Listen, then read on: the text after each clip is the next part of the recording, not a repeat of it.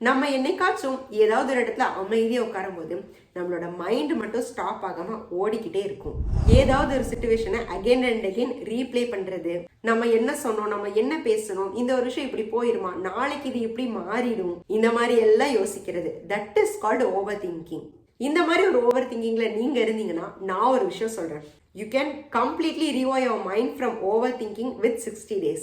நம்ம எல்லாரையும் பொறுத்த வரைக்கும் ஓவர் திங்கிங்கிறது தட்ஸ் திங்கிங் டூ மச். ஒரு விஷயத்தை பத்தி ஜாஸ்தி யோசிக்கிறது அப்படின்னு சொல்லி நினைச்சிட்டு இருந்தீங்கன்னா அது கிடையவே கிடையாது.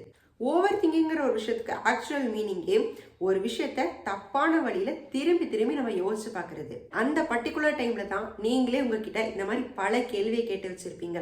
நான் ஒரு வேளை ஃபெயில் ஆயிட்டா என்ன பண்றது, மற்றவங்க என்ன ஜட்ஜ் பண்ணிட்டா என்ன பண்றது, இல்ல இதுக்கெல்லாம் நான் டிசர்வ்டோ இல்லையோ, ஆம் ஐ நாட் இனஃப், இந்த மாதிரியான கொஸ்டின்ஸ் எல்லாம் உங்களோட மைண்ட் உங்ககிட்ட கேட்க ஆரம்பிச்சிருக்கும். ஒன்ஸ் நீங்க ஓவர் திங்கிங்கிற ஒரு ட்ராப்ல மாட்டிட்டீங்க அப்படின்னா அது உங்களோட பீஸ், கான்ஃபிடன்ஸ், ஈவன் ஹெல்த்தா இருந்தாலுமே first of all you will start losing your sleep.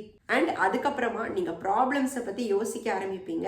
அந்த மாதிரி ஒரு விஷயம் நடக்கவே இல்லைனாலும் ஓவர் த டைம்ல ஓவர் திங்கிங்கிற ஒரு விஷயம் ஆன்சைட்டியாவே மாறிடும். அந்த டைம்ல தான் நம்ம எல்லாரும் பண்ற ரொம்ப பெரிய மிஸ்டேக், அதுக்கான ப்ராப்பரான ஆக்ஷன் எடுக்கிறதே ஸ்டாப் பண்ணிட்டு பர்ஃபெக்டான ஒரு மூமெண்ட்காக வெயிட் பண்றது. பட் நம்ம எல்லாரும் தெரிஞ்சுக்க வேண்டிய ஒரு இம்பார்ட்டன்டான விஷயம் என்னன்னா, that is how over thinking slowly kills your progress.